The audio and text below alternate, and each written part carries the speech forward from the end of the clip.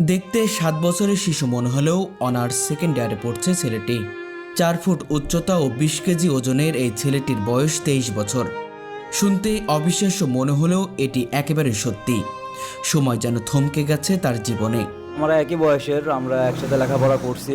আমাদের এখানে সে একজন আছে যে আমার এই ভাইস্তেটা, সে এখনো বিয়ে শাদী করি নাই। তাছাড়া সবাই তার বয়সে সবাই বিয়ে শাদী করে বাচ্চা হয়েছে কারো, ঠিক আছে, সংসার জীবনে সবাই ব্যস্ত। নাম নাহিদ হাসান। গ্রোথ হরমোনের সমস্যার কারণেই নাহিদ এখনও 7 বছরের শিশুর মতোই রয়ে গেছেন।